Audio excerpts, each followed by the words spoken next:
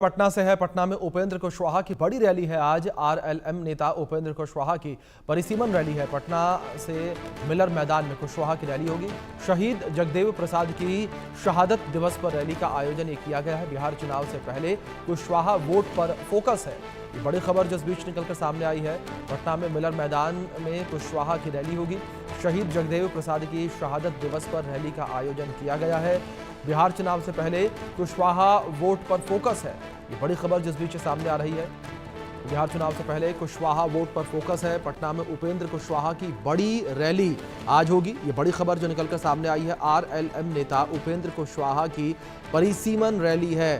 पटना के मिलर मैदान में कुशवाहा की रैली होगी। ये बड़ी खबर है। शहीद जगदेव प्रसाद की शहादत दिवस पर रैली का आयोजन किया गया है। बिहार चुनाव की तारीख जिस तरीके से नज़दीक आती चली जा रही है, तो ऐसे में बिहार में लगातार हलचल जो है वो काफ़ी ज़्यादा तेज़ होती चली जा रही है। बिहार में सियासी हलचल काफ़ी ज़्यादा हो गई है और लगातार सियासी सरगर्मियां बिहार में बढ़ती हुई नज़र आ रही हैं। ये बड़ी खबर है जिस बीच निकलकर सामने आ रही इसी कड़ी में। शहीद जगदेव प्रसाद की शहादत दिवस पर रैली का आयोजन उपेंद्र कुशवाहा के द्वारा जो है वो किया गया है। उपेंद्र कुशवाहा की परिसीमन रैली बिहार में होगी। ये बड़ी खबर जिस बीच सामने आ रही है। उपेंद्र कुशवाहा की परिसीमन रैली जो है वो होगी। ये बड़ी खबर है जो सामने आ रही है। आरएलएम नेता उपेंद्र कुशवाहा की परिसीमन रैली है। पटना के मिलर मैदान में कुशवाहा की रैली होगी। तो बिहार चुनाव से पहले कुशवाहा वोट पर फोकस रहेगा और बिहार चुनाव से पहले लगातार सियासी पारा जो है वो बिहार में काफ़ी ज़्यादा हाई होता हुआ नज़र आ रहा है। लगातार सियासी दल जो है वो एक दूसरे पर आरोप प्रत्यारोप लगा रहे हैं। रैलियों का दौर शुरू हो चुका है, चुनाव प्रचार का दौर शुरू हो चुका है, क्योंकि किसी भी वक्त जो है बिहार चुनाव का ऐलान किया जा सकता है।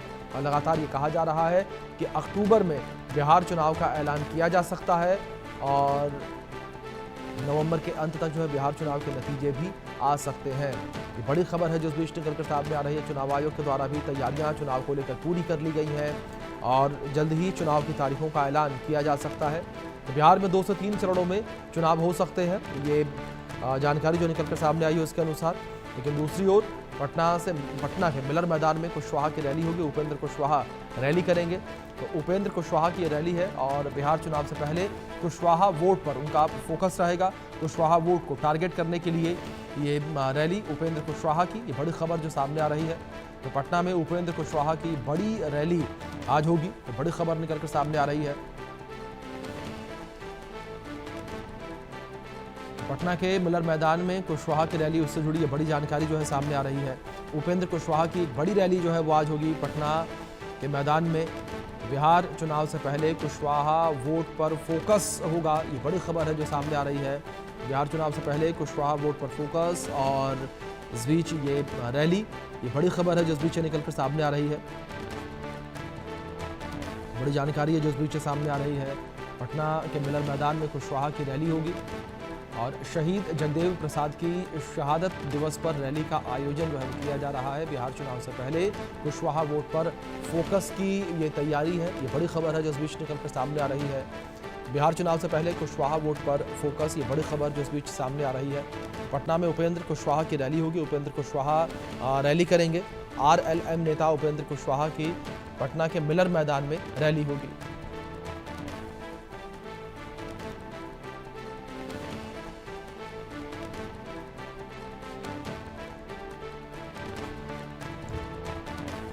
इस बीच हमारे सहयोगी शैलेंद्र कुमार जुड़े हैं, उनका रुख करेंगे अपडेट्स के लिए। शैलेंद्र, अगर बात उपेंद्र कुशवाहा की रैली को लेकर की जाए, किस तरीके से उपेंद्र कुशवाहा के द्वारा रैली की जा रही है और क्या ये माना जाए कि उपेंद्र कुशवाहा ने भी अपनी कमर बिहार चुनाव से पहले कस ली है?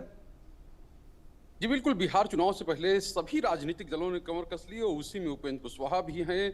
चूंकि कुशवाहा समाज से आते हैं और जगदेव प्रसाद जो है वो भी कुशवाहा के नेता हैं और एक तरह से कहा जाए कुशवाहा जो वोट है वो उपेंद्र नेता हैं उनके साथ जाता है और साफ तौर पे है कि उनकी अपनी एक राजनीतिक खाती रही पिछले चुनाव में, यानी 2020 के चुनाव में जो उपेंद्र अब खुद लड़े थे, यानी अकेले लड़े थे और इस बार एनडीए के साथ हैं और जाहिर सी बात है अब सीट बंटवारे की चीजें चल रही, यानी सीट बंटवारा होना है।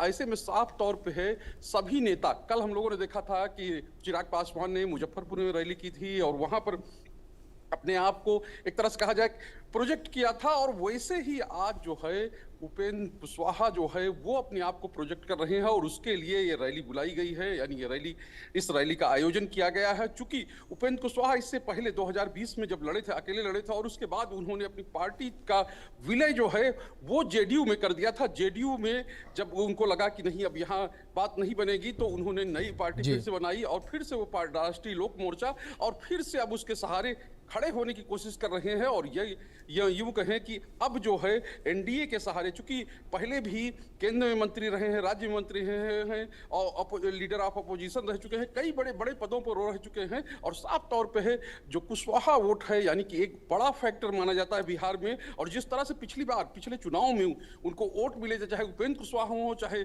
चिराग पासवान हो, दोनों ने अलग रास्ता अपनाया था। दोनों को एक तरह से कहा जाए, उसका समाज जो है जिस तरह से जातियों में बटा हुआ बिहार है, और उसमें अपने समाज और अपनी जात के वोट अच्छी खासी संख्या में मिले थे।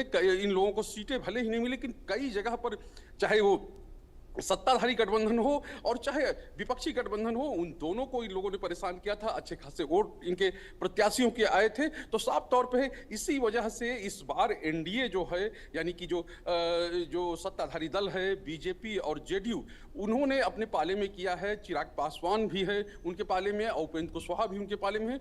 आप समझ सकते हैं कि ये रैली जो है परिसीमन रैली इसका नाम दिया गया है। इसकी शुरुआत रोहतास से हुई थी, यानी वो इलाका जिस इलाके में ये माना जाता है कि अभी जो एनडीए है, यानी एनडीए कमजोर है, और उस इलाके में अगर कहें कि चाहे विधानसभा चुनाव हो या लोकसभा चुनाव हो, और उन इलाकों में कहें कि उपेंद्र कुशवाहा की जो पकड़ है वो अच्छी खासी पकड़ है। और साफ तौर पे है, पिछली बार हम लोगों ने जो लोकसभा चुनाव हुए थे, काराकाट से चूंकि चुनाव लड़े थे उपेंद्र कुशवाहा, लेकिन वहां ध्रुवीकरण जिस तरह से हुआ था उसमें उनको तीसरे नंबर पे जाना पड़ा, क्योंकि पवन सिंह वहां आ गए थे। और साफ तौर पे है कि अब इस रैली के सहारे, इस कहे कि परिसीमन रैली के सहारे उपेंद्र कुशवाहा एक लकीर खींचते हुए दिखेंगे, और अपनी जो राजनीतिक बिसात है उसको भी चलते हुए दिखेंगे। और साफ तौर पे है उपेंद्र कुशवाहा की जिस तरह के नेता हैं, या जिस तरह के वो नेता के तौर पे वो जाने जाते हैं, वो आज देखने को मिलेगा।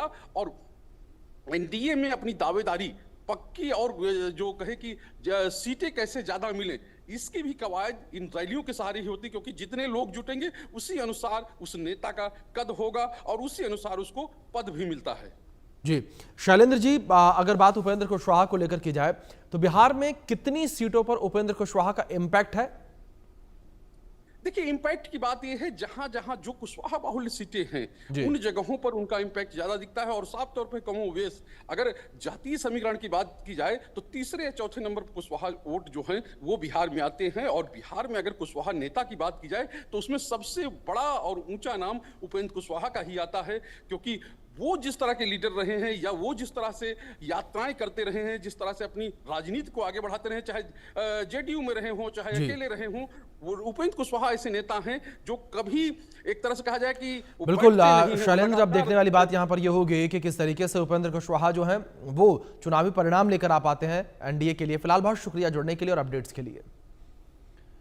अब अगर बात